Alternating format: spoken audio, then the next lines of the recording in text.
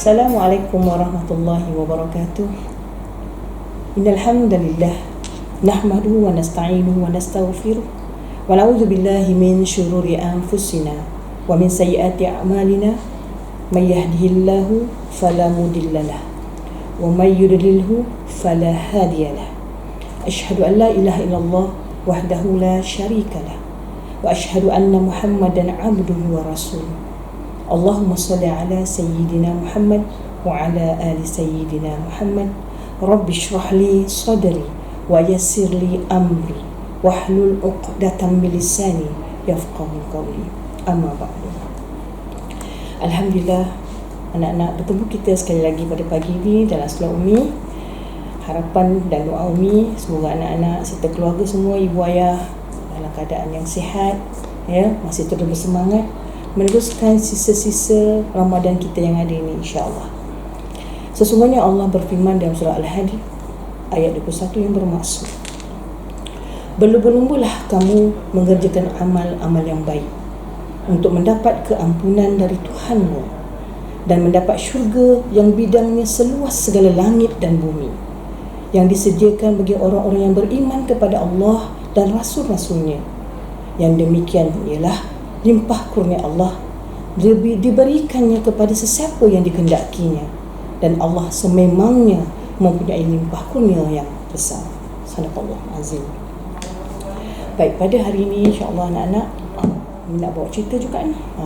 Baik, cerita masih lagi berkisar tentang peristiwa yang berlaku pada bulan Ramadan, ya, tentang seorang sahabat Nabi. Insya-Allah kita akan dengarkan cerita sebentar lagi. Anak, hari ini Umi nak bercerita tentang seorang sahabat, ya, seorang sahabat yang bernama Zaid bin Sabit. Siapa Zaid bin Sabit ni, ya? Baik. Zaid bin Sabit ni adalah merupakan salah seorang sahabat Nabi.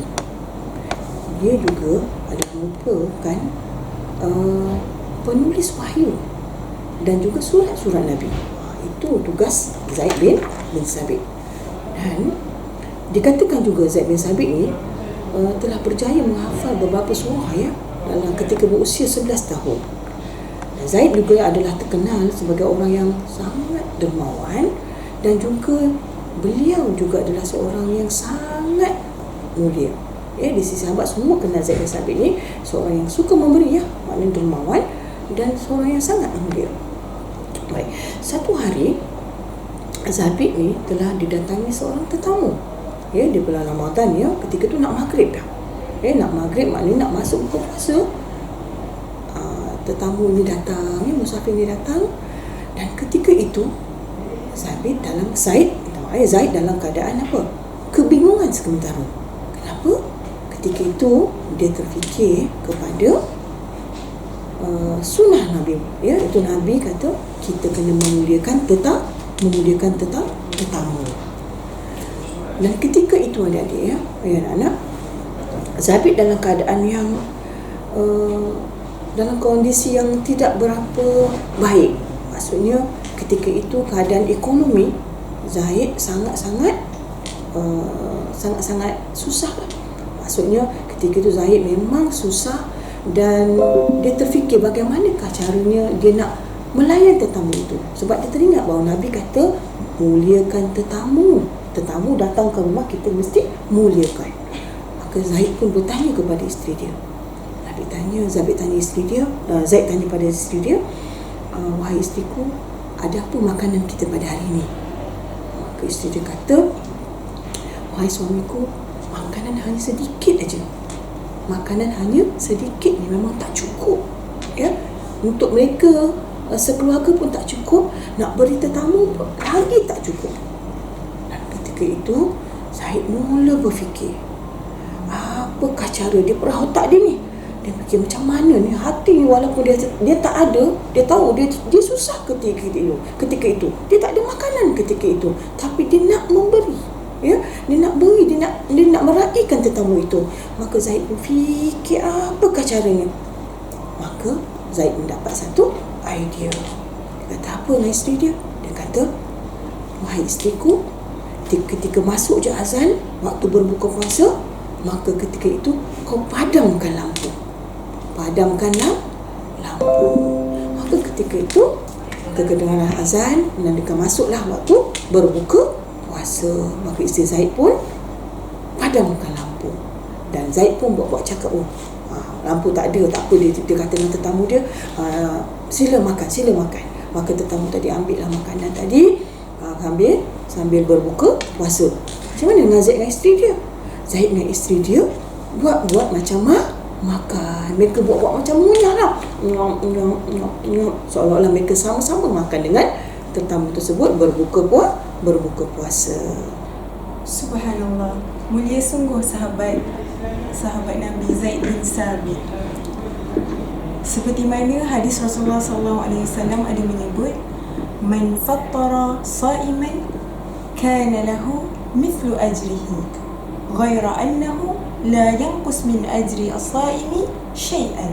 Apa maksudnya? Man fattara sa'iman, barang siapa yang memberi makan kepada orang yang sedang berpuasa, kana lahu mithlu ajrihi, sesungguhnya dia mendapat pahala seumpama orang yang berpuasa. Ghaira annahu, tanpa sedikit pun, la yanqusu, berkurangnya pahala orang yang sedang berpuasa. Jadi anak-anak Syayumi, Zaid bin Sabit tadi memberi makan kepada orang yang berpuasa. Jadi walaupun dia tidak berpuasa, andai kata dia tidak berpuasa, dia mendapat pahala seperti mana orang yang berpuasa. Malahan tidak berkurang pun pahala orang yang sedang berpuasa tadi. Hebat kan anak-anak? Hebatnya lakonan Zaid bin Sabit dan isterinya, ya, semata-mata mereka nak memuliakan tetamu. Mereka berlakon makan tu, dan tetamu tu sampai tak tahu sebenarnya, ya, makanan tidak ada, tak mencukupi pun di rumah Zaid bin Sabit. Dan apa yang berlaku selepas itu? Keesokan harinya, Zabit pergi ke masjid. Dan ketika sampai ke masjid, Zabit telah berjumpa dengan Nabi Muhammad sallallahu alaihi wasallam. Dan ketika itu Nabi kata, "Wahai Zaid." Nabi panggil Zaid. "Wahai Zaid." Nabi panggil. Ya, Nabi kata apa? "Wahai Zaid." Dia kata, "Allah Subhanahu wa taala menghargai pelayananmu terhadap tetamu kamu pada malam tadi." Ya, Nabi beritahu apa dengan Zaid? Allah Subhanahu wa taala menghargai layanan Zaid kepada tetamunya pada malam tadi. Bila Zaid dengar Nabi berkata begitu, Zaid pun apa? Tersentak. Dia tersentak, terkejut. Dia terkejut, dan dalam masa yang sama dia selimuti rasa bahagia. Bila Nabi kata penghargaan daripada Allah tu kan, Nabi sampaikan penghargaan daripada Allah. Bahagianya Zaid rasa, dan dalam masa yang sama juga Zaid rasa sangat terharu. Ya, maknanya Nabi tahulah, ya, Nabi sebagai Nabi, ya, Rasulullah dia tahu. Maknanya apa yang, walaupun Rasulullah tidak berada ketika apa yang berlaku pada malam itu di rumah Zaid, tapi Rasulullah tahu, ya, kerana Allah telah menyampaikan penghargaan itu kepada Nabi Muhammad sallallahu alaihi wasallam. Baik anak-anak, itu tadi kisah Zaid bin Sabit. Hebat kan? Oleh kerana Zaid dan isterinya nak beri juga, ya, tetamu itu makan, mereka sanggup berlakon. Ya, mereka sanggup berlakon makan, sebab dia tahu ketika itu dia tidak mampu sebenarnya. Dia tidak mampu untuk memberi makan kepada tetamu itu, tetapi dia pegang kepada sunnah Nabi itu, iaitu memuliakan tetamu dan memberi pahala memberi makan, ya, pada bulan Ramadan. Maka dia berlakon seolah-olah dia makan. Hebat kan anak-anak, ya, bahawa Nabi dan para sahabat ni, ya Allah, ya, mereka ni sebenarnya berlumba-lumba untuk membuat kebaikan. Mereka tak harapkan apa-apa. Mereka hanya mengharapkan keampunan daripada Allah Subhanahu wa taala. Sebab itulah mereka cuba nak perbanyakkan amalan, cuba nak banyakkan sedekah. Kadang-kadang sedekah tu tak perlu banyak. Tak perlu banyak, tetapi kita istiqamah dalam memberi ataupun istiqamah dalam membuat kebaikan.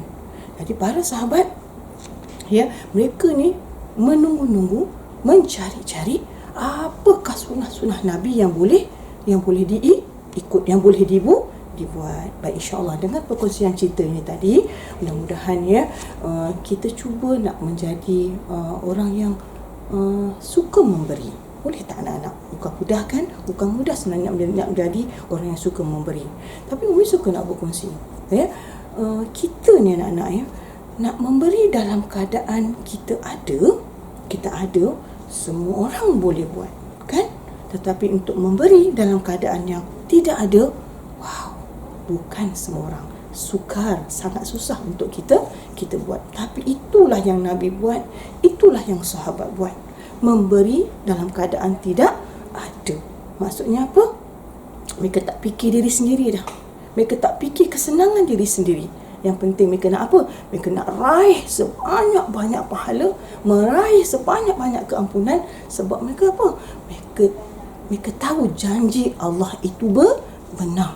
Janji Allah itu benar. Kalau kamu tak cintakan dunia, kamu tak cintakan dunia, kamu tak takut mati, insya-Allah Allah akan beri satu ganjaran yang besar. Yang besar apa dia yang kita nak? Di hujung hidup kita apa dia?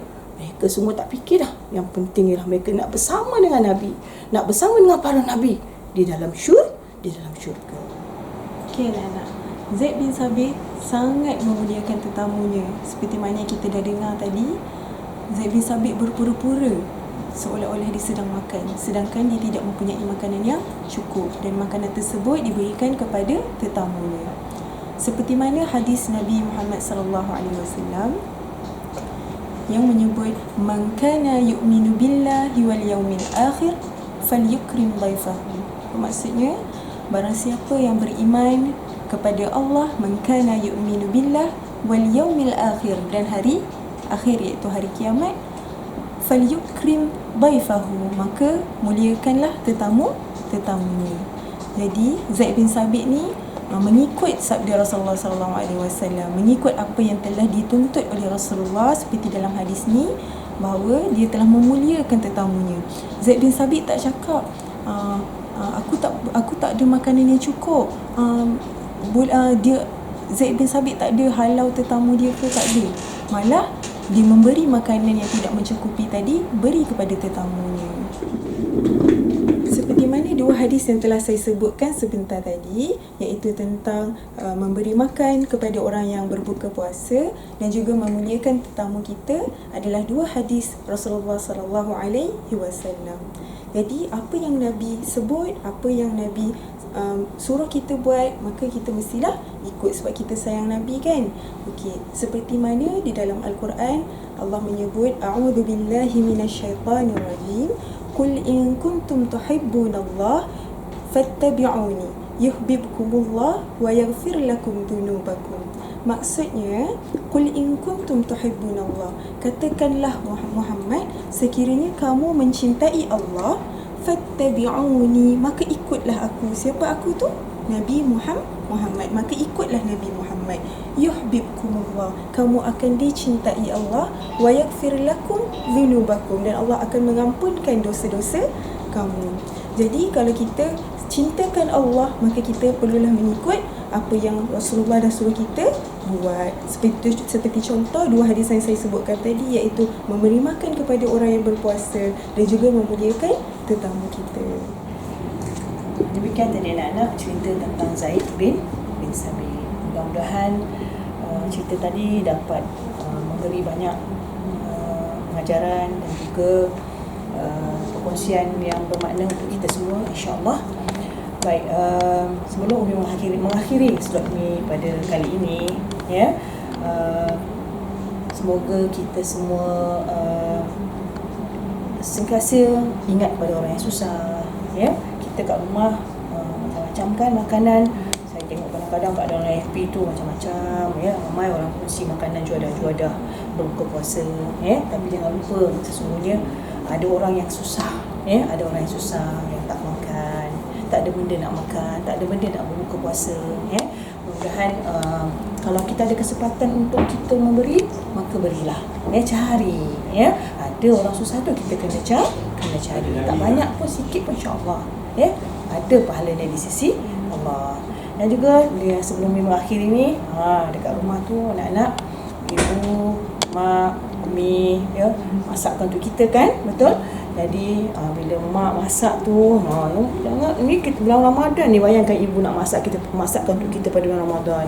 Kan bukan mudah, letih, penat, panas kan. Jangan lupa ya, bila ibu ni bila dia dah masak, kita makan dan kita kata sedap, kita cakap terima kasih ibu, terima kasih mak, Allahu Akbar. Gembira mak ya.